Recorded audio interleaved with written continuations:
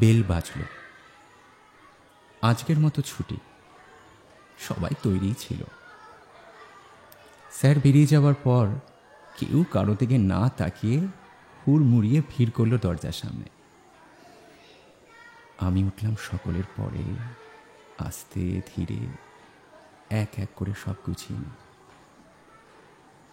আজ ব্যাগটা ভারী লাগছে। আমি নিজে টায়ার্ড বলে কি এমনটা মনে হচ্ছে?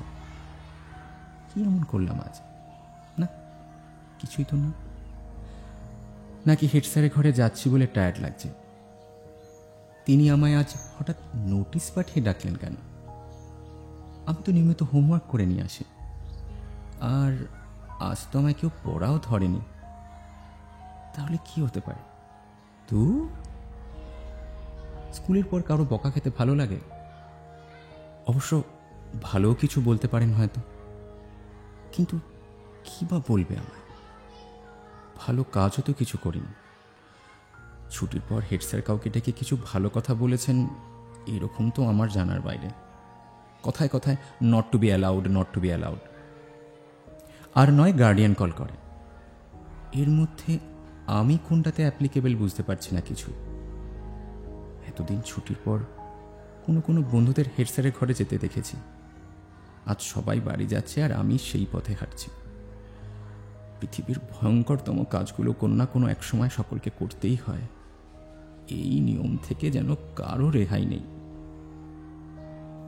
এ কি, 3 তলা থেকে এত সিঁড়ি পেরিয়ে এত তাড়াতাড়ি হেড স্যারের ঘরের সামনে চলে এলাম কি করে? যাকে যখন চলেই এসেছি, তখন যদি হেড স্যার রুমে না থাকেন তাহলে কিছুক্ষণ বাইরে অপেক্ষা করা যাবে।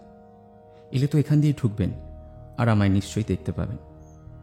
আমাকে আগে এসে অপেক্ষা করতে দেখে যদি একটু কম বকেন, তাতেও খানিকটা বাঁচোয়া। উকি দিয়ে দেখবো নাকি একটু, উনি কি এখন ঘরে আছেন? না, বকা কম খাওয়ার কোনো চান্স নেই। তিনি সশরীরেই ঘরে আছেন। জমা হওয়া নোটবুকগুলোয় কিছু একটা লিখে চলেছেন। কি আর লিখবেন, সকলের ইহকাল পরকাল এক করছে। হে ঈশ্বর, আমায় যেন কিছু না করেন। ঘরের বাইরে থেকেই বললাম, স্যার আসবো? গুরুগম্ভীর আওয়াজে বললেন, কে? স্যার আমি রাজা ঘোষ। আমার দিকে না তাকিয়ে লিখতে লিখতে বললেন, কোন ক্লাস যেন? আমি ভেতরে এসে বললাম, স্যার ক্লাস 7, সেকশন এ, রোল নাম্বার 19। এবার এক পলক কালো মোটা চশমার ফ্রেমের উপর দিয়ে আমাকে দেখে বললেন, বসো। নোটবুকগুলো লেখা ছেড়ে দিয়েই ডাই করে রাখা ফাইলগুলোর মধ্যে এদিক ওদিক কিছু একটা খুঁজতে লাগলেন। ডান দিকের ফাইলগুলোর মাঝখান থেকে স্টেপেল করে রাখা নানা সাইজের কিছু কাগজ বের করলেন। কাগজগুলো দেখে আমার চেনা লাগলো। হে ভগবান, চেনা লাগবেই বা না কেন? এগুলো তো আমারই জমা দেওয়া সব মেডিকেল সার্টিফিকেট। কিন্তু এগুলো জমা দিয়েছিলাম তো ক্লাসে। হেড স্যারের কাছে চলে এলো কি করে? এখন কি স্যার এইসব নিয়ে কিছু জিজ্ঞাসা করবেন? আমি তো ঠিক কিছুই জানি না, কি বলবো স্যারকে? ক্লাসে স্যারেরা প্র্যাকটিক্যাল কপি যে স্পিডে দেখে থাকেন, হেড স্যার তার চেয়েও বেশি স্পিডে সার্টিফিকেটগুলো দেখা শেষ করলেন। এবার বাঁ দিকে রাখা কম্পিউটারে চোখ রেখে কিছু একটা টাইপ করে আমার দিকে না তাকিয়ে বললেন, রাজা ঘোষ, এবার তোমার স্কুলে উপস্থিতি খুব কম। এখনো পর্যন্ত 176 দিনের মধ্যে 102 দিন ছুটি নিয়েছ। এত কম উপস্থিতিতে তোমায় এবার অ্যানুয়াল পরীক্ষায় বসার পারমিশন দিতে পারছি না। তুমি নেক্সট সেশনে এই ক্লাসেই থাকো। আমি এই ব্যাপারে তোমার গার্ডিয়ানের সঙ্গে কথা বলে নেব। তোমার নোটবুকটা বের করো তো, পরের সপ্তাহে তাদের মিট করবার জন্য লিখে দিচ্ছি। কথাগুলো এতটা গম্ভীর আর তীক্ষ্ণ ছিল যে সোজা অ্যাটাক করলো আমায়। ফলে আমার মুখ থেকে কোনো কথাই বেরোলো না। নোটবুক এগিয়ে দিলাম স্যারের টেবিলে, যেন আগে থেকেই জানা ছিল যে আমাকে এই কাজটাই করতে হবে। স্যার নোটবুকে লেখার মাঝে চশমার ফাঁক দিয়ে আমার দিকে একবার তাকালেন। সঙ্গে সঙ্গেই আমি বলে ফেললাম, স্যার আমার সিলেবাস প্রায় শেষ। এবার স্যার মাঝপথে লেখা থামিয়ে ভালোভাবে তাকালেন আমার দিকে। হাতের পেনটা রেখে একটু বাঁকা হাসি হাসলেন। বললেন, সব সিলেবাস কমপ্লিট? স্কুলে না এসে কি করে করলে? বাড়িতে কে পড়ান তোমায়? মা না বাবা, নাকি টিউটর আছে? স্যার মা। ছোট করে স্পষ্ট উত্তর দিলাম ঠিকই, কিন্তু ভিতরটা দুরু দুরু কম্প। স্যার যাতে এই মুহূর্তে আর বিপদে না ফেলতে পারেন, তাই খানিকটা আরও স্পষ্ট করে বললাম, স্যার ল্যাঙ্গুয়েজ গ্রুপ নিয়ে ভূগোল, ইতিহাস আর ওই ফিজিক্যাল সায়েন্স মোটামুটি তৈরি, বাকিগুলো এখন পড়ছি। কিছুক্ষণ দুজনেই চুপ রইলাম। তারপর স্যার বলল, বেশ, যদি আমি এখন তোমায় কোশ্চেন করি, উত্তর দিতে পারবে? স্যারের দিক থেকে চোখটা নামিয়ে মনটা শক্ত করে বললাম, হ্যাঁ পারবো। হার্টবিট তো বেড়েইছে, হাঁটুটাও কাঁপছে মনে হলো। শিরদাঁড়া থেকে একটা ঘামের ধারা নিচে নেমে শরীরটাকে অস্থির করে তুলল। না জানি কি হবে এখন। সে যাই হোক, যেন বাবা মাকে না আসতে হয় এই কথাটাই বারবার মনে ঘুরপাক খেতে থাকলো। মোটামুটি 4 হাত দূরে বসে থাকা ধপধপে সাদা পাঞ্জাবি পরা মানুষটি মুখের কাছে 2 হাত দিয়ে কালো মোটা পেনটা ঘোরাতে ঘোরাতে বললেন, আচ্ছা বলো, সাভানা উদ্ভিদ কোথায় দেখা যায়? ম্যাজিনাল প্রণালী কোথায়? টিটিকাকা কি? চুপ রইলাম কিছুক্ষণ। সবকটা প্রশ্ন চেনা, পড়েছি। প্রথম প্রশ্ন তো বইয়ের যে পাতায়, সেখানে আফ্রিকা মহাদেশের একটা ম্যাপ আছে। এই বিষয়ে বইয়ের শেষের দিকে কি যেন একটা লেখা ছিল, কিন্তু ওই ম্যাজেনাল প্রণালী তো ওখানে নেই। এই দুটো প্রশ্নের উত্তর কি একে অপরের সাথে জড়িয়ে? মনে তো ঠিক পড়ছে না। কিন্তু স্যার একসঙ্গে জিজ্ঞাসা করছেন কেন? স্যারের দিকে তাকালাম একবার। স্যার যদিও আমার দিকেই তাকিয়ে একটা ব্যঙ্গাত্মক সুরে বললেন, কি কঠিন লাগছে? আচ্ছা এটা বলো, আন্দিজ পর্বতের সর্বোচ্চ শৃঙ্গ কোনটি? এখন কেন জানি মনে পড়ছে না কিছুই। প্রশ্নগুলো শুনে কেমন যেন ধোঁয়াশার মতো লাগলো। এবার আমি হাল ছেড়ে মাথাটা নিচু করলাম। নিচে একটা জিনিস দেখে অবাক হলাম যে স্যারের কোশ্চেনের ধার ও তীক্ষ্ণতায় ডান পায়ের কেটসের লেজটা নিজের ছন্দে না থাকতে পেরে অবস্থান বিচ্যুতি ঘটিয়েছে। সেও যেন ধুলোর সঙ্গে মিশে আত্মগোপন করতে চাইছে। সেটা দেখে বেশ মজার লাগছে, যেন একটা হাতি তার সুর তুলে আছে। আর একদিকে তো একের পর এক প্রশ্ন ভেসে আসছে আমার দিকে। মামেলুক কি? তৈমুরলং ভারত আক্রমণ কবে করে? আবুল ফজল কে? এসআই পদ্ধতিতে বল ও কাজ মাপার একক কি? পটাশিয়াম ডাইক্রোমেটের সংকেত কি? নিউটনের কোন গতিসূত্র থেকে বলের মান নির্ণয় করা যায়? শেষ এই প্রশ্নটাই আমি শুনতে পেলাম। এবার নিচু হয়ে থাকা মাথাটা আরও নিচু হয়ে গেল।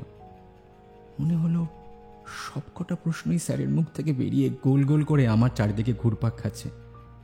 আমি মাথা তুললেই যেন এরা আমার দিকে তাকে একটা নির্লজ্জ হাসি হাসবে, আর আমার মাথায় গাঁটটা মেরে বলবে, কি রে রাজা, এই তো সেদিন আমাদের পড়লি, মুখস্থ করে বললি মায়ের সামনে, এখন পাচ্ছিস না? কিছু তো বল, চেষ্টা তো কর। তুই যদি এভাবে আমাদের ভুলে যাস, তাহলে আমরা তোর সঙ্গে কেন থাকবো? তাহলে যাচ্ছি আমরা। ভয় পেয়ে চোখটা ওঠাতে যাব, তখনই জোরে একটা আওয়াজে সম্বিত ফিরে এলো। কি হলো? নিচে কি দেখছো? এই তোমার প্রিপারেশন? 22 দিনও বাকি নেই অ্যানুয়াল পরীক্ষার, এত সাবজেক্ট কি করে পড়ে শেষ করবে তুমি? এমনিতেই শরীর খারাপ তোমার, কোনো ডাক্তার নিশ্চিতভাবে বলতে পারছেন না কি হয়েছে তোমার। একদিকে স্কুলে অনিয়মিত, অন্যদিকে সিলেবাসও অসম্পূর্ণ। এরকম অবস্থায় পরীক্ষায় তুমি কি লিখবে? কথাগুলো বেশ জোরে এবং ধমকের সঙ্গে বললেন স্যার। খানিকটা ঘাবড়ে গেলাম। সেটা বোধহয় উনি আমার মুখটা দেখে বুঝতে পারলেন। তাই কিছুক্ষণ পর স্বর নামিয়ে বললেন, শোনো রাজা, এই সময় শুধু পাস মার্ক নিয়ে ক্লাসে ওঠাটাই বড় কথা নয়, ঠিকভাবে লেখাপড়া করাটাই আসল। তাই তোমার ভালোর জন্যই এটাই সাজেস্ট করছি। আমি তোমার অভিভাবককেও এই কথাটাই বলবো। জানি না ওরা কি বলবেন, তবে আমার মতে এটাই তোমার জন্য সবচেয়ে ভালো হবে। কথাগুলো শুনে আমি স্যারের দিকে বোকার মতো তাকিয়ে রইলাম। কিছুক্ষণের বিরতি থামিয়ে স্যার বললেন, একটা কথা বলো তো আমার, এক্স্যাক্টলি তোমার কি হয়েছে? একজন ডাক্তার তো এও লিখেছেন হিমাপটিসিস অফ আননোন অরিজিন। এবার একটু সাহস করে বললাম, স্যার আমার সবসময় শরীর খারাপ থাকে না, মাঝে মধ্যে গলা ব্যথা করলে কাশির সঙ্গে ওই রক্ত বের হয়, তারপর আবার ঠিকঠাক হয়ে যায়। এমনিতে আমি ঠিকই আছি, আমি আমি পারবো স্যার। তখন কোথায় আর শরীর খারাপ, দিব্যি সুস্থ।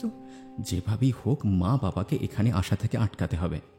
অবশ্য মেডিকেল সার্টিফিকেটগুলো সিরিয়াস কিছু দেখলাম না, তবে কেন যে কোনো ডাক্তার এখনো নিশ্চিতভাবে কিছু বলতে পারছেন না সেটাই আশ্চর্যের। কিছুটা নিরাশ হয়েই স্যার কথাগুলো বললেন। আমিও একটু সন্দিগ্ধ হয়ে বললাম, স্যার হয়তো আমার টিবি হয়েছে। এটা তুমি কি করে জানলে? স্যার অবাক হয়ে জিজ্ঞাসা করলেন, আমার ছোট মামাকে একবার মায়ের কাছে এই রোগটা নিয়ে কথা বলতে শুনেছিলাম। তুমি কখনো জিজ্ঞেস করনি তাদের কাছে যে তোমার কি হয়েছে? গলাটা থেমে এলো। স্যারের দিক থেকে চোখটা সরিয়ে হাত দুটোকে একে অপরের ওপর শক্ত করে রেখে বললাম, না স্যার, আমি কিছুই জিজ্ঞেস করিনি, কাউকেই করিনি। বাবা মা যখন যেখানে নিয়ে যান, যা করতে বলেন সেটাই করি। নিজে থেকে কোনো কথাই আমি জিজ্ঞেস করি না। বেশ, তা কি কি টেস্ট হয়েছে তোমার, জানো কিছু? স্যার অনেক টেস্টই হয়েছে, অনেকবার ব্লাড টেস্ট আর নানা রকম এক্স রে, ইউএসজি, ল্যারিঙ্গোস্কোপ নামে একটা টেস্ট হয়েছে। আর মাঝে মাঝে তো আমাকে নার্সিংহোমে ভর্তি হয়ে ব্লাডও নিতে হয়। কিছুদিন আগেও তো ভেলোরের একটা নার্সিংহোমে ভর্তি হয়েছিলাম, ওখানেও আবার নতুন করে সব টেস্ট করতে হয়েছিল। ওখানে আরও একটা নতুন টেস্ট হয়েছিল, সেটার নাম অবশ্য আমি জানতে পারিনি। স্যার ওটা করতে না আমার খুব কষ্ট হয়েছিল। ওকে, তা তোমায় কি করেছিল সেই টেস্টে? স্যার শিরদাঁড়া থেকে একটা মোটা সূচ ফুটিয়ে রক্ত বের করেছিল। কয়েকদিন উঠে বসতে পারিনি, ভেবেছিলাম ওই টেস্টের পর আমি ভালো হয়ে যাব। বাড়িতে আসার পর সকলের আড়ালে রিপোর্টগুলো দেখেছিলাম, অনেক কিছুই বুঝতে পারিনি। তবে লাস্ট ইমপ্রেশনে লেখা ছিল যে নাথিং সাজেস্টিভ। কিন্তু এরপর কোথায় কি, আমার কাশি আর বমি কোনোটাই তো থামেনি এখনো। আমার কথাগুলো শুনে স্যার কিছুক্ষণ চুপ করে রইলেন। দীর্ঘশ্বাস ফেলে এবার নোটবুকে লেখা শেষে সাইন করে আমার দিকে এগিয়ে দিয়ে বললেন, আমি তোমার বাবা মার সঙ্গে দেখা করতে চাই। এবার যা কথা বলার ওদের সঙ্গেই বলবো। এখন তুমি যাও, সাবধানে যেও। মন খারাপ হলো। কোনোভাবেই গার্ডিয়ান কল আটকাতে পারলাম না। এমনিতেই বাবা মা আমাকে নিয়ে এত দৌড়ঝাঁপ করছেন, এবার স্কুল থেকেও তাদের নিস্তার নেই। ইচ্ছে করলো না আর যে লেজটা বাঁধি। ব্যাগটা যেন এখন আরো ভারী লাগছে। দরজা দিয়ে বেরোবো এমন সময় আবার সেই গুরুগম্ভীর আওয়াজটা কানে এলো। শোনো রাজা। স্যার ডাকলেন। চোখে আর মাথায় বিদ্যুতের মতো একটা আশার আলো সেকেন্ডের ভগ্নাংশের জন্য জ্বলে উঠল। একটা প্রত্যাশা নিয়ে স্যারের দিকে ফিরে তাকালাম। স্যার হয়তো। তুমি এটা মনে রেখো, তুমি আজ আমার সামনে একটাও প্রশ্নের উত্তর দিতে পারলে না, কিন্তু কিছুই পারোনি তুমি, নাথিং।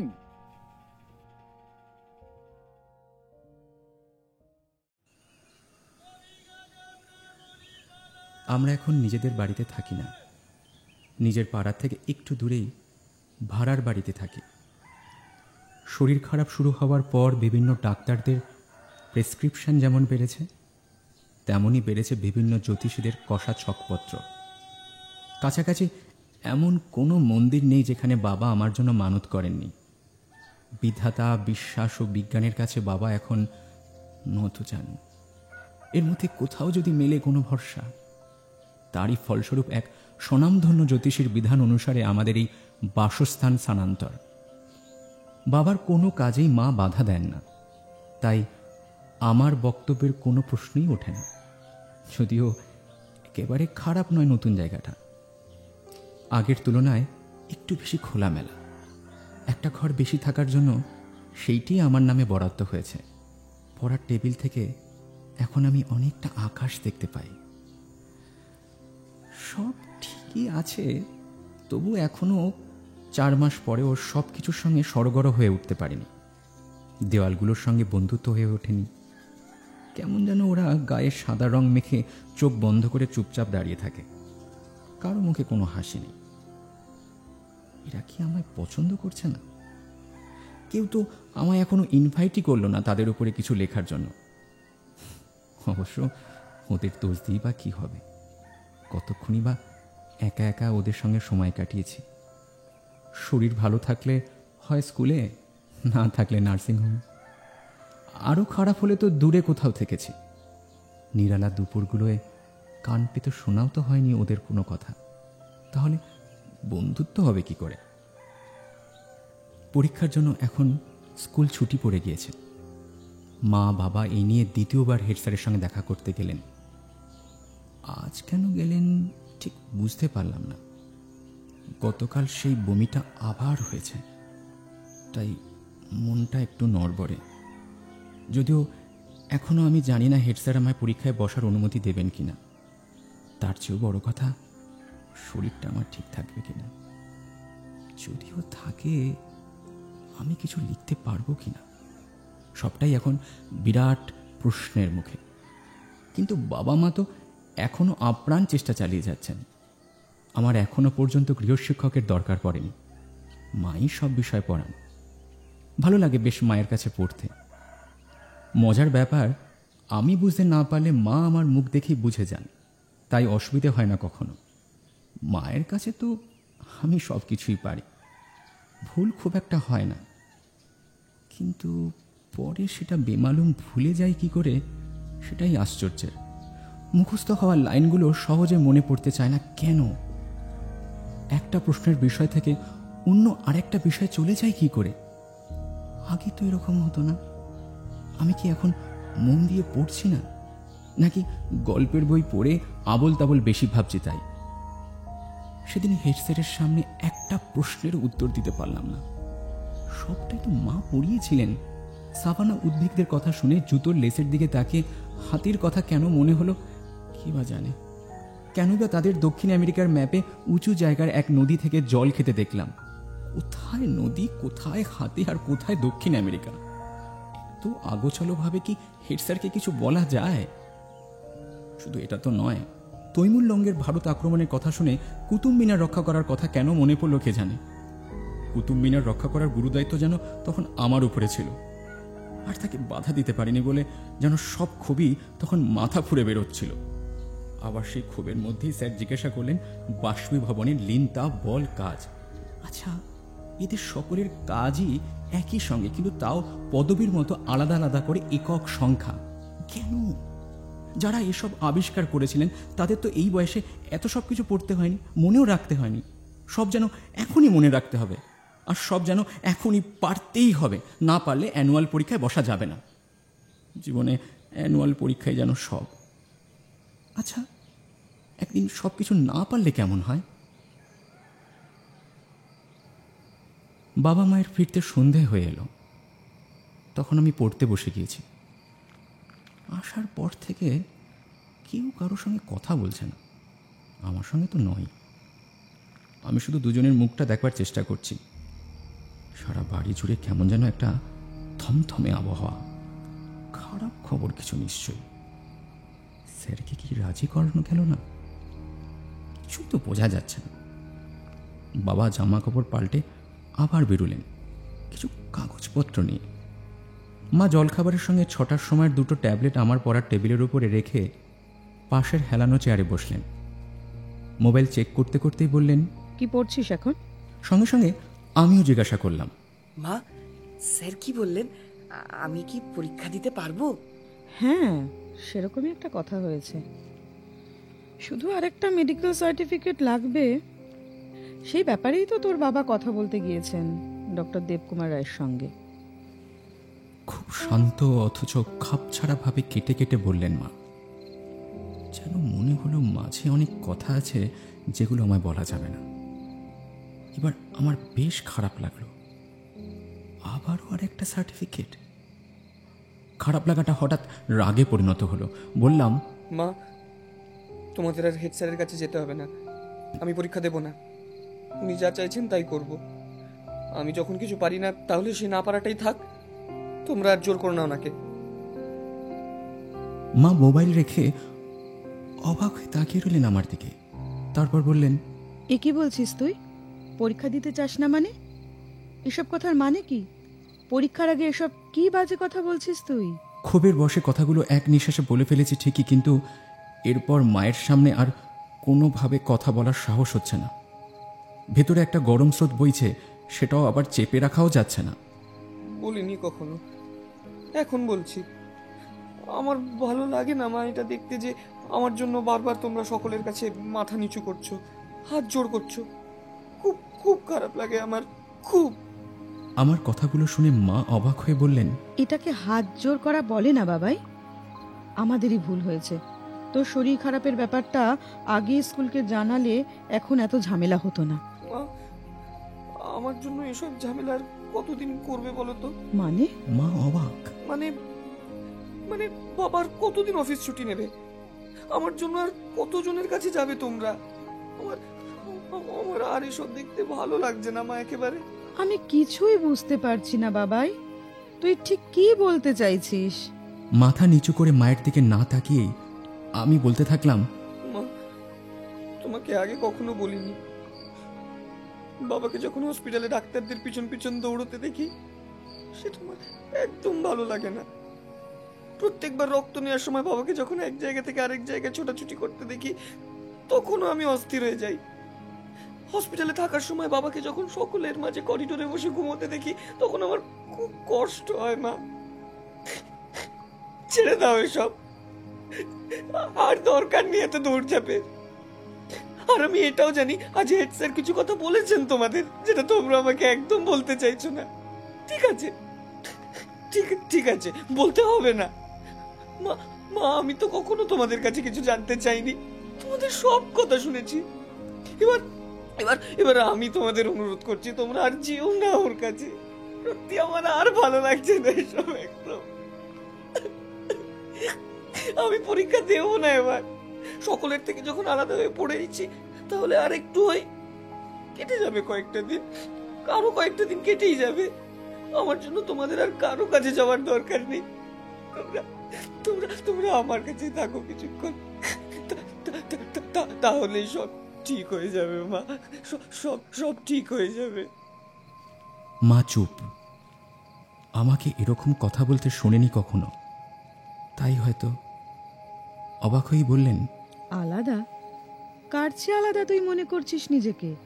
কে বলেছে তোকে এসব কথা? চোখ দুটো দু হাত দিয়ে পরিষ্কার করে বইয়ের খোলা পৃষ্ঠার দিকে তাকিয়ে বললাম, কে আবার বলবে? আমার নিজেরই মনে হয়েছে। এবার মায়ের চোখের দিকে তাকিয়ে বললাম, কেন আমি মুখস্থ হয়ে যাওয়া পড়াগুলো ভুলে যাই? কেন আমি শ্রমিক সৌরভ জয়তের মতো মনে রাখতে পারি না? ক্লাসে তো আমরা একই সঙ্গে বসি, পড়া শুনি, নোট লিখি। তো ওরা পারে, আমি পারি না কেন? সেদিন হেড স্যারের কাছে একটাও প্রশ্নের উত্তর দিতে পারলাম না কেন? আমি তো খারাপ ছাত্র নই মা, হঠাৎ করে এরকম হয়ে গেলাম কি করে? আমি কি এমন হলো আমার? আর এখন তো আমি অসুস্থ বলে কেউ আমার পাশে বসতেও চায় না, মিশেও না ঠিক মতো, কেউ খেলে না আমার সঙ্গে। আমি তো কোনো ফ্রেন্ড সার্কেলের মধ্যেই নেই। স্কুলে গেলে তো আমি একাই থাকি এখন।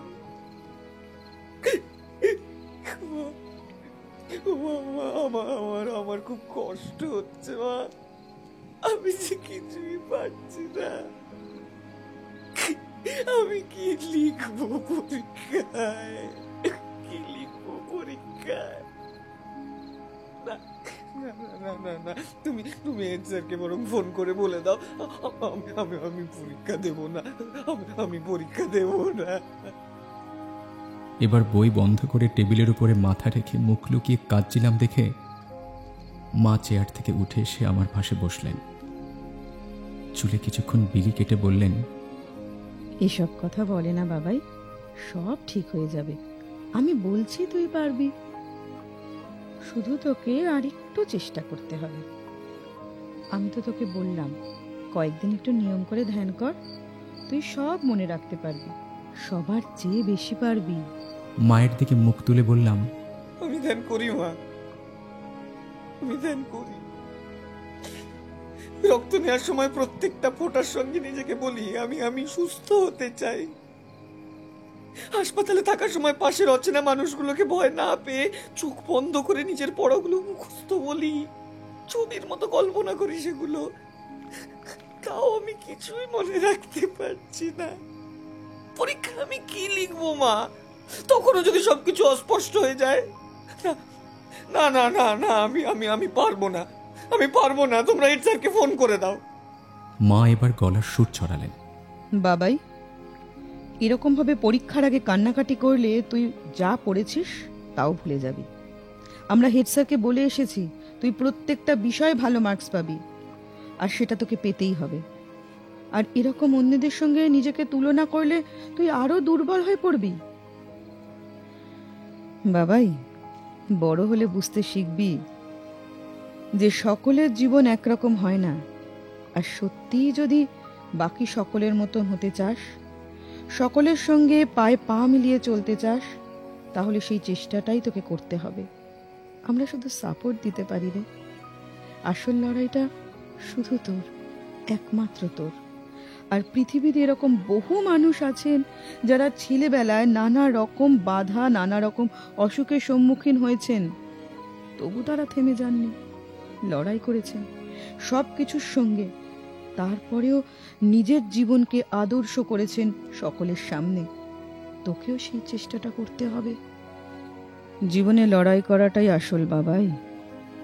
সেখানে একদিন কিছু পারা বা না পারাটায় গোটা জীবনের ভবিষ্যৎ নির্ভর করে না। জীবনটা অনেক বড়, অনেক বিশাল। মনকে শক্ত করে রোজ একটু একটু করে এগিয়ে যেতে হয়। আজ পারিনি তো কি হয়েছে, কাল আরেকবার চেষ্টা করব, না হলে পরশু। একদিন না একদিন তো পারবই, করতে তো হবেই। মনের জোরটাই আসল বাবাই। কঠিন পরিস্থিতি সকলের জীবনে আসে, সেটাকে সামলে চলাও একটা পরীক্ষা। আমরা সবাই পরীক্ষা দিই রোজ। জীবনের নানা জায়গায় নানা পরিস্থিতিতে আমাদের পরীক্ষা দিতে হয়। তুই কি ভাবছিস তোর সামনেই শুধু পরীক্ষা? এটা আমাদের জন্য কোনো পরীক্ষা নয়? তা না হলে তোর বাবা কেন এত ছোটাছুটি করছেন? হ্যাঁ, অফিস না গিয়ে দিন রাত এক করছেন তোর জন্য। তোর ফাইনাল পরীক্ষার চেয়েও এই পরীক্ষা কি কম কঠিন? আমরা কি কখনো কারো কাছে বলেছি যে আমরা পারবো না? পারতে তো আমাদের হবেই। আমাদের যে আর কোনো উপায় নেই। আমি তখনও কেঁদে যাচ্ছিলাম দেখে মা মাথা থেকে হাতটা সরিয়ে নিলেন। উত্তেজিত হয়ে চলে গেলেন জানলার পাশে। কিছুক্ষণ পর আবারও বকার সরেই বললেন, আমাদের কথা ছাড়, তোকে তো আমি চে গোয়েভারার কথা বলেছি। হ্যাঁ, মনে নেই তোর? বলিনি যে তার হাঁপানি ছিল? সেই অসহ্য হাঁপানি কষ্টকে সঙ্গে নিয়ে তিনি ডাক্তার হয়েছিলেন। শুধু কি তাই, সাধারণ মানুষকে সঙ্গে নিয়ে আজীবন বিপ্লবী সংগ্রাম করে গেছেন। সেখানে হাঁপানি তো একটা তুচ্ছ ব্যাপার ছিল তার কাছে। এরপর আমি চুপ করে গেলাম। দেখলাম মা কথাগুলো শেষ করে মোবাইলে কিছু একটা খুঁজছেন। কিছুক্ষণ পর একজনের ফটো দেখিয়ে বললেন, এই দেখ বাবাই, ইনি বিশ্ববিখ্যাত সাহিত্যিক ফিওদর দস্তয়েভস্কি। ইনি সারা জীবন মৃগী রোগের সঙ্গে লড়াই করেছেন। একের পর এক বিপর্যয়ে মা, স্ত্রী, সন্তান সকলকে হারিয়েছেন। নিজে জেল খেটেছেন, সাইবেরিয়ায় নির্বাসনে গিয়েছেন, কিন্তু তার লেখা কখনো থামেনি। এখনো কত মানুষের অনুপ্রেরণা তিনি, জানিস? আবার কিছু একটা টাইপ করে আরেকজনের ফটো দেখালেন। এনাকে দেখ, ইনি হলেন নোবেল পুরস্কার বিজয়ী সাহিত্যিক আলবেয়ার কামু। ছেলেবেলা থেকেই যিনি টিবি রোগে আক্রান্ত ছিলেন, বাবা ছিলেন না তার। শরীর খারাপের জন্য খেলাধুলাও করতে পারতেন না। এর পরেও তিনি এমএ পাশ করেছেন, সাংবাদিকতা করেছেন, রাজনীতি করেছেন, প্রতিষ্ঠিত হয়েছেন নাট্যকার হিসেবে, নাট্যশিল্পী হিসেবে। তার অবদানের জন্য আজও সবাই তাকে মনে রেখেছে। মাকে দেখে এখন বেশ ভয় লাগছে। আবার একজনের ফটো। ইনি সায়েন্টিস্ট স্টিফেন হকিং। হকিং রেডিয়েশনের প্রবক্তা। তার মোটর নিউরন ডিজিজ ধরা পড়ার পর সকলে তার আশা ছেড়ে দিয়েছিল। তার শরীর অচল হয়ে গেলেও মস্তিষ্ক ছিল সচল। শুধু এরা কেন, আমাদের সমাজে এরকম আরো কত মানুষ আছে যারা নিজেদের প্রতিবন্ধকতাকে চ্যালেঞ্জ হিসেবে নিয়েছেন। মা এবার চোখ ফিরিয়ে নিলেন আমার দিক থেকে, জানলার বাইরের দিকে তাকিয়ে বললেন, আমি জানি না বাবাই, আর কিভাবে বোঝাবো তোকে, আর কার কার উদাহরণ তুলে ধরবো তোর সামনে, আর কিভাবে ইন্সপায়ার করব আমি। যদি আমার কথা এখনো বুঝতে না পারিস, তাহলে তুই তোর রূপকথার জগৎ ছেড়ে বাস্তবের এই মানুষদের জীবনের ইতিহাস পড়। তাহলে নিজেই বুঝতে পারবি যে জীবনের আসল পরীক্ষাটা কি। এবার স্পষ্ট দৃষ্টিতে আমার দিকে তাকিয়ে বললেন, এই পরীক্ষাটা তোকে দিতেই হবে বাবাই। আর তার সঙ্গে তোকে এটাও বুঝতে হবে যে জীবনের আসল পরীক্ষাটা কি, কোথায় এবং কিভাবে লড়াই করতে হয়, কিভাবে লক্ষ্য স্থির রাখতে হয়, মনকে কিভাবে শক্ত করতে হয়। জীবনটাকে উপহার হিসেবে ভাবতে শেখ বাবাই। এছাড়া তোর সামনে যার কোনো রাস্তা নেই। মায়ের চোখের জল দেখে আমার চোখের জল বন্ধ হলো। কিছুক্ষণ দুজনেই চুপ থাকার পর আমি জিজ্ঞেস করলাম, মা, আমার কি হয়েছে? তোমরা তো আমাকে কিছুই বলনি। সেদিন হেড স্যারও জিজ্ঞেস করছিলেন, কিছুই বলতে পারিনি। এরপর মা আমার দিকে অনেকক্ষণ তাকিয়ে রইলেন। আমিও কিছুটা অবাক হলাম মায়ের চুপ করে যাওয়া দেখে। মা কি আমায় এখনো কিছু বলতে চায় না, নাকি কিছু মিথ্যে বানিয়ে বলবে বলে ভাবছে? মা তো কখনো আমায় মিথ্যে কথা বলেনি। কি গো, কি হয়েছে আমার? তোর এমন কিছু হয়নি বাবাই, আর পরীক্ষার আগে এসব না জানলেও চলবে। মায়ের কথাটা শুনে মাথা নিচু করে নিলাম। কিছু একটা ভেবে নিয়ে মা এবার বললেন, ডাক্তাররাই এখন নির্দিষ্ট করে কিছু বলতে পারছে না, আমি তোকে কি বলবো বাবাই। মায়ের কথাগুলোর একটা অস্পষ্টতার সুর মেশানো ছিল। এরপর আমি এক ধাপ সুর চড়িয়ে বললাম, এত টেস্ট করেও এখনো কিছু বলতে পারছে না? এরা ডাক্তার, সবাই জানে আমার কি হয়েছে। মা একবার আমার দিকে তাকিয়ে নিয়ে চোখ সরিয়ে নিয়ে বললেন, না, পারছেন না, আন্দাজ করছেন মাত্র। তোর আরো কিছু টেস্ট পরীক্ষার পর সেগুলো পজিটিভ হলে ছোট্ট একটা অপারেশন, তারপরেই তুই ঠিক হয়ে যাবি। আমরা আশা করছি গরমের ছুটির পর থেকেই তুই তোর নতুন ক্লাসে জয়েন করতে পারবি। মায়ের চোখ মুখ কেমন একটা থমথমে লাগলো। বুঝতে পারছি কিছু একটা গোপন করছে। মা যেমন আমায় বোঝে, আমিও বুঝি মাকে। মাকে তো এরকম কখনো দেখিনি। একটু জোর দিয়েই বললাম, অপারেশন? কি অপারেশন হবে আমার? আমি জানতে চাই মা, বলো ঠিক কি হয়েছে আমার। এবার মা একবার আমার দিকে তাকিয়ে হাসলো, তারপর রান্নাঘরের দিকে যেতে যেতে বলল, এসব ডাক্তারদের কথা, জটিল সব হেয়ালির মতো নাম। মনে কি থাকে আমার? আমি কি ডাক্তার? তুই পড়তে বসতো, আমি রান্না চাপাই। হাল না ছেড়ে রান্নাঘরে গিয়ে আমি পেছন থেকে মাকে জড়িয়ে ধরে বললাম, বলো না মা আমাকে, ডাক্তাররা কিছু তো বলেছে তোমাদের, সেটাই বলো না, সেটাই শুনি একবার। কি হয়েছে আমার, কি গন্ডগোল আমার ভিতরে? ছাড় বাবাই, রান্না চাপাতে হবে, বাবা এক্ষুনি চলে আসবেন। মায়ের বিরক্ত ভাব থেকে তখন ছেড়ে দিলাম ঠিকই, কিন্তু আমার চোখটা রইল মায়ের দিকেই। বুঝলাম, এমন কিছু একটা হয়েছে যেটা তোমরা আমাকে বলতে চাইছো না। ঠিক আছে, বলতে হবে না, আমার কিচ্ছু জানার দরকার নেই। আমার যা হওয়ার তাই হোক। যখন অপারেশন থিয়েটারে কিছু একটা হয়ে যাবে তখন বুঝবে। কথাটা শুনে হঠাৎ কাজ থামিয়ে দিল মা। আবার কাজ শুরু করে বলল, বললাম তো তোর এমন কিছু হয়নি। আর ডাক্তার যা আন্দাজ করছে এই সেটা একটা সামান্য ঘটনা।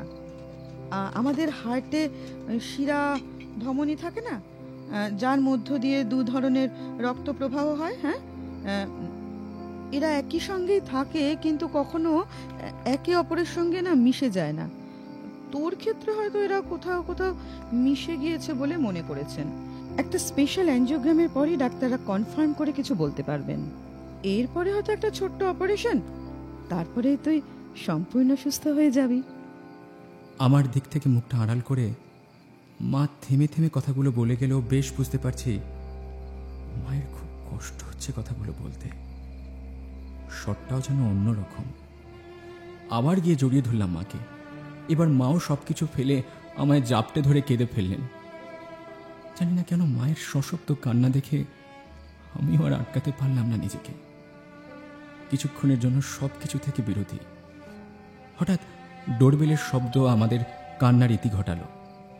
মা আঁচল দিয়ে আমার চোখ মুছিয়ে বলল, ওষুধ আর জলখাবারটা নিয়ে পড়তে বস। বাধ্য ছেলের মতো ট্যাবলেট খেয়ে বসলাম আমি। মা দরজা খুলতে গেল।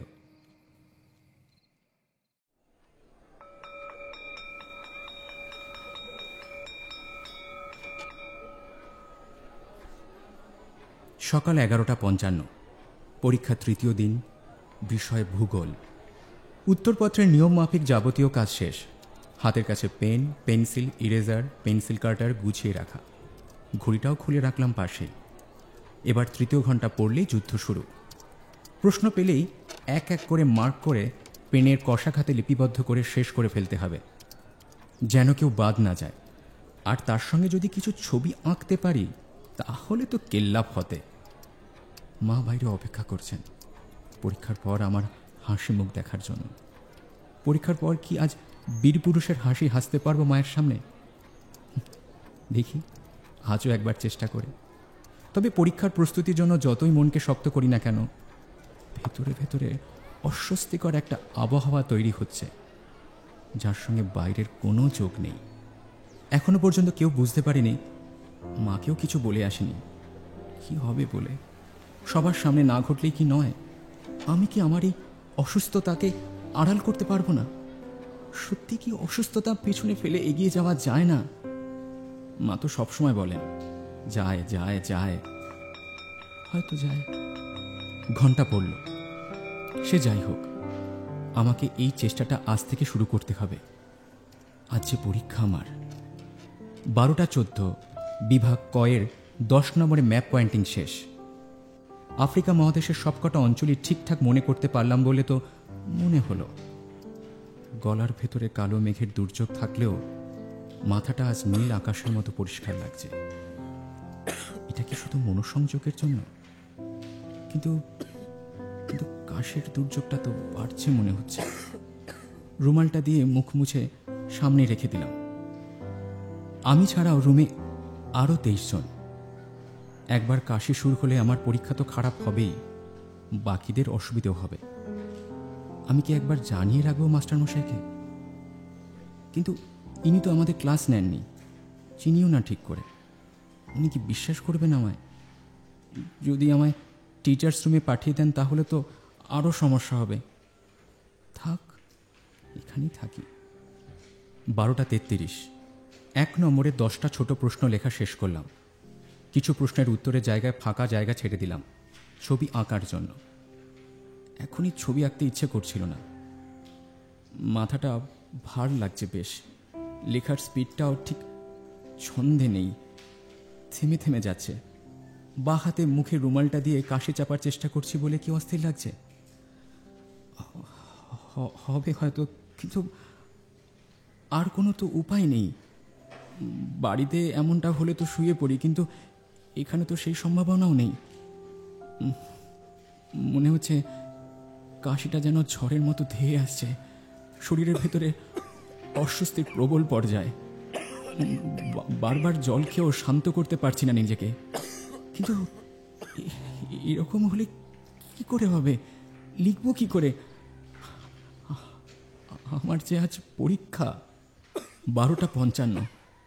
10টা সংক্ষিপ্ত উত্তর 2 নম্বরের। অশ্বক্ষুরাকৃতির হ্রদের বিবরণ লিখবার সময় মনে হলো ক্রমশ ঘামছি, ঠিকভাবে লিখতেও পারছি না। আর মুখ থেকে রুমালটা নামিয়ে বাঁ হাত দিয়ে বেঞ্চের সামনেটা শক্ত করে ধরলাম, যাতে ডান হাতটা জোর পায়। যেভাবেই হোক বাকি 15 মিনিটের মধ্যে এই বিভাগের সবকটা উত্তর লিখে ফেলতেই হবে। ছবি আঁকছি না, তাও সময় কিভাবে চলে যাচ্ছে বুঝতে পারছি না। হাতের লেখাটাও বাজে হয়ে আসছে। সবাই তো নির্বিকার ভাবে এক মনে লিখে যাচ্ছে, আমাকেও যে লিখতে হবে, না হলে মায়ের সামনে দাঁড়াবো কি করে? 1:30, 10 নম্বরের স্তম্ভ মিলিয়ে সম্পূর্ণ বাক্য গঠন শেষ করলাম, কিন্তু আর আর লিখতে পারছি না। হাতটা শক্ত হয়ে গিয়েছে, ঠিকভাবে তো বসতেই পারছি না। আমি পেনটা ধরবো কি করে? এর মধ্যে খুব জোরে কাশি হয়েছে 3-4 বার। বন্ধুরা একে একে ঘুরে তাকিয়েছে আমার দিকে। আমি কি খাতা জমা দিয়ে মার কাছে চলে যাব? তবে মা কি এই সময় আমাকে দেখলে খুব খুশি হবেন? এখন তো আমার বড় প্রশ্নের উত্তর লেখার সময়, ছবি আঁকার সময়, কিন্তু ঠিকভাবে বসে লিখতেই তো পারছি না। শার্টটা ঘামে পুরো ভিজে গিয়েছে, রুমালটারও নাজেহাল অবস্থা। এভাবে পরীক্ষা দেওয়া যায়? কাশিটা ঘন ঘন শুরু হলে তো সব শেষ। কখন যে মুখ থেকে রক্ত উঠে খাতার উপরে ছিটকে পড়বে বুঝতেই তো পারবো না। তখন কি মাস্টারমশাইরা আমার এই খাতা জমা নেবেন? কেউ কি চেক করবেন? এখন যদি জমা দিই তাহলে 50 নম্বরের মধ্যে অন্তত 30 নম্বর তো আমাকে দেবেনি। এরপর মৌখিক পরীক্ষা এখনো বাকি। পাশ করে যাব ঠিকই, মাকে বুঝিয়ে বললে ঠিক বুঝতে পারবেন। উঠবো বলে ঠিক করলাম, মাথা উঁচু করে ক্লাস টিচারের দিকে তাকিয়ে। স্যার আমার দিকে তাকালে ইশারায় খাতা দেওয়ার অনুমতি চাইব। এমন সময় বাঁ দিকের জানলায় দেখলাম পেছনে হাত দিয়ে হেড স্যার দাঁড়িয়ে, স্থির দৃষ্টিতে আমার দিকে তাকিয়ে। চোখ সরিয়ে নিলাম। কিছুক্ষণ পর আবার তাকাতে মনে হলো স্যার তো আমার দিকেই তাকিয়ে আছেন। তাহলে মা কি স্যারকে পাঠিয়েছেন? স্যারকে বুঝিয়ে বলবো আমার অসুবিধার কথা, স্যার তো সব জানেন। কিন্তু না, সব শুনে স্যার যদি বলেন তুমি পারলে না তো রাজা, আমি বলেছিলাম তোমায়। না, জমা দেব না আমি। আমাকে আমাকে লিখতেই হবে। মা বাবা স্যারকে যে কথা দিয়েছেন আমাকে সেটা রাখতেই হবে। যা হয় হোক, বমি এলে করবো, তারপরে আবার লিখবো, শেষ আমাকে করতেই হবে। আজ যে পরীক্ষা আমার। 1:50, বিভাগ ক্ষয়ের 3 নম্বর টিকা। 2টো টিকা লেখা শেষ করে পৃথিবীর আবর্তন গতির মাঝপথে মুখে 2 হাতে রুমাল চাপা দিয়ে বসে আছি। কাশি হচ্ছে ঘন ঘন, ঘামছি খুব। সকলে আমার দিকে তাকাচ্ছে বুঝতে পারছি, কিন্তু কারোর দিকে তাকানোর শক্তিটুকু আমার নেই। আমি শুধু কেশেই চলেছি। জল খেলেও থামছে না। মনে হচ্ছে এখনই মার কাছে ছুটে যাই, গেলে যেন শান্তি পাবো। কিন্তু হেড স্যার তো বারান্দায় ঘুরছেন। মুখোমুখি হলে কি বলবো স্যারকে? আমি তো সত্যি পরীক্ষা শেষ করতে পারলাম না, কিন্তু এইভাবে কতক্ষণ বসে থাকবো? হঠাৎই মনে হলো কাশির সঙ্গে কিছু একটা দলা পাকানো উঠে এলো মুখে। কি আর হবে, এটারই ভয় ছিল। মাস্টারমশাইয়ের কাছে বাহাত তুলে ইশারায় অনুমতি নিয়ে দৌড়লাম বাথরুমের দিকে। সবকটা রুমে সবাই তখন মন দিয়ে লিখছে, আর আমি ছুটছি মুখে রুমাল চাপা দিয়ে পরীক্ষা হল থেকে দূরে। সত্যি আজ যে আমার পরীক্ষা। কালো কালো রক্তে পুরো বেসিনে ভর্তি।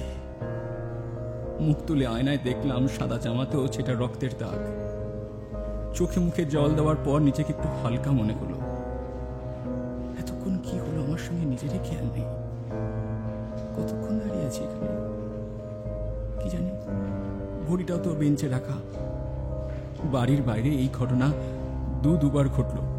প্রথম খ্রিশ্চান মেডিকেল কলেজে থাকার সময় রাতের বেলা, আর আজ। সেই রাত্র তখন এক নার্স সব রক্ত পরিষ্কার করেছিল, কিন্তু আজ তো আমাকেই করতে হবে। কাউকে বলে মাকে ডেকে পাঠাবো, কিন্তু কে আর ডেকে দেবে এখন? শুধু সময় নষ্ট হবে। আমাকেই তো যেভাবে হোক পরীক্ষা শেষ করতে হবে। 2 হাতের মুঠোয় জল নিয়ে বারবার দিতে থাকলাম রক্তের দাগগুলোর ওপর। একটু হালকা হলো ঠিকই, এদিকে সময়টাও চলে যাচ্ছে বুঝতে পারছি। বাথরুম থেকে বেরোতে যাব, হঠাৎ থেকে হেড স্যার সামনে দাঁড়িয়ে। স্যার কি এতক্ষণ দাঁড়িয়েছিলেন? কখন এলেন বুঝতে পারিনি তো। এক দৃষ্টিতে তাকিয়ে কি দেখছেন আমার দিকে? আমি কি কিছু বলবো স্যারকে? কি, কিন্তু কি বলবো? কি বা বলার আছে আমার? স্যারের কথাই যে ঠিক হচ্ছে বারবার। ঠিক কি করব বুঝতে পারলাম না। কিছুক্ষণ দাঁড়িয়ে থেকে মাথা নিচু করে স্যারের পাশ দিয়ে চলে গেলাম আমার রুমের দিকে। যখন বসলাম ঘড়িতে তখন 2:15 কাঁটা ছাড়িয়েছে। বাকিটা যেভাবেই হোক আমাকে শেষ করতেই হবে। এখন 2:25, বাকি এখনো 30 নম্বর। বাকি আছে সব ছবি আঁকাও। এখন এখন কোনটা আগে করলে ঠিক হবে? যেগুলো লেখা আছে সেগুলোর ছবি এঁকে শেষ করব, নাকি নতুন প্রশ্ন লেখা শুরু করব? লেখাটাই শুরু করি আগে। এখন একটু ভালো লাগছে, মনে হচ্ছে লিখতে পারবো। যদিও ঘড়ির কাঁটাকে এত তাড়াতাড়ি ঘুরতে কখনো দেখিনি। আজ কি এরাও আমার বিপক্ষে যাবে? হাসপাতালে থাকার সময় এদের তো এত দৌড়াত্ম চোখে পড়তো না। আজ এদের কি হলো? লম্বা কাঁটাটা তো বারবার জায়গা বদল করেই চলেছে। আমাকে কি ভয় দেখাচ্ছে এরা?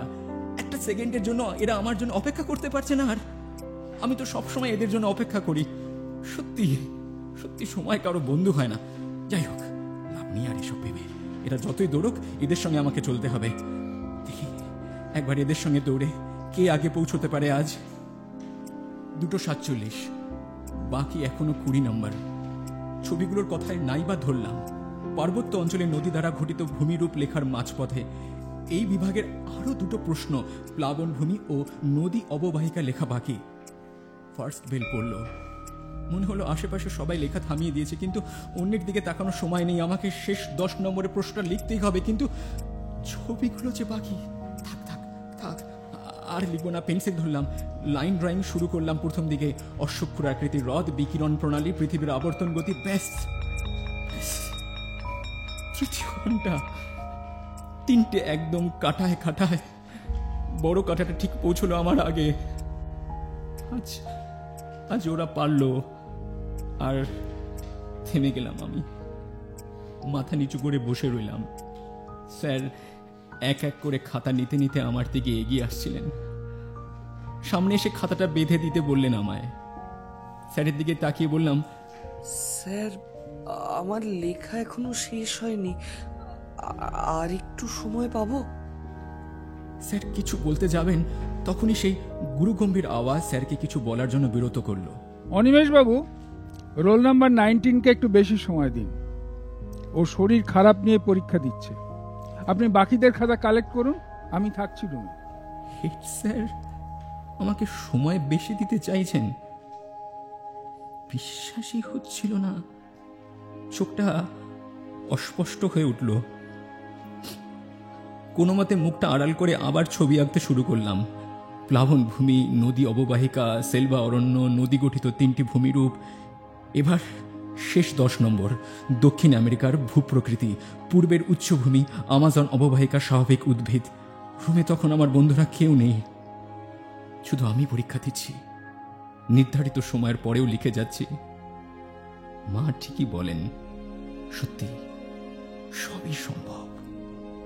আর সত্যি যে আমার পরীক্ষা। 3:17, পরীক্ষার খাতা গুছিয়ে বেঁধে জমা দিলাম অনিমেষ স্যারকে।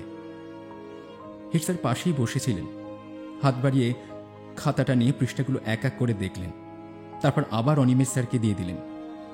বললেন, যাও, এবার সিঁড়িগুলো দিয়ে ধীরে ধীরে নেব। ডান দিকে মাথা নেড়ে এগোলাম দরজার দিকে। দুপা ফেলতেই পিছু ডাক হেড স্যারের। শোনো রাজা, পিছন ফিরে তাকালাম স্যারের দিকে। বাকি পরীক্ষাগুলো তুমি কেমন করবে জানি না, তবে তুমি এই পরীক্ষাটা ভালো দিয়েছ, পেরেছো তুমি সব। যাও, এখন বাড়ি যাও। চারপাশটা এখন ফাঁকা, কেউ কোথাও নেই এখন।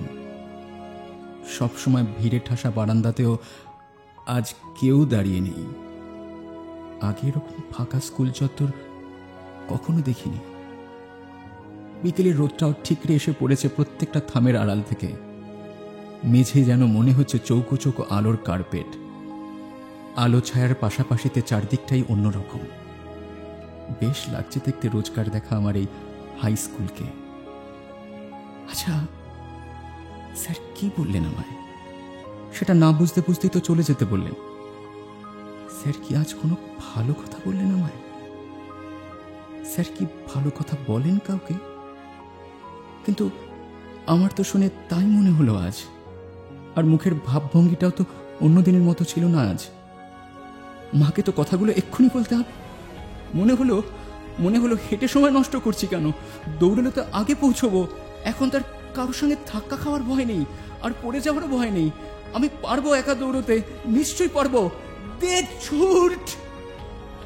পালকের মতো দুটো ডানা জ্বলল যেন আমার শরীরে। মাটিতে যেন পাই পড়ছে না আমার।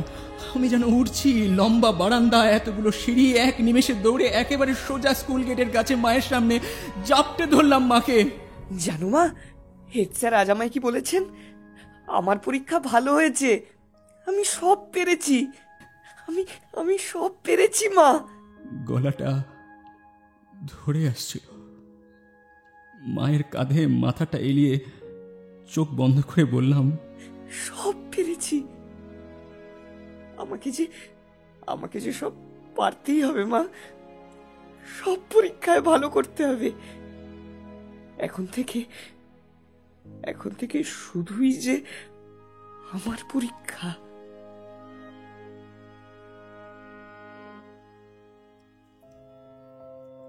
আমাদের গল্পের উপস্থাপনা এখানেই শেষ হলো। এই গল্পটি সম্পূর্ণ শোনার জন্য কুণ্ডু কোম্পানির প্রত্যেক শ্রোতা বন্ধুকে জানাই অশেষ ধন্যবাদ। সত্য ঘটনাকে অবলম্বন করে লেখা এই গল্পটি আপনাদের কেমন লেগেছে তা অবশ্যই আমাদের জানাবেন। গল্পটি প্রকাশিত হয়েছিল আনন্দমেলা পত্রিকাতে 2016 সালের 5ই নভেম্বর।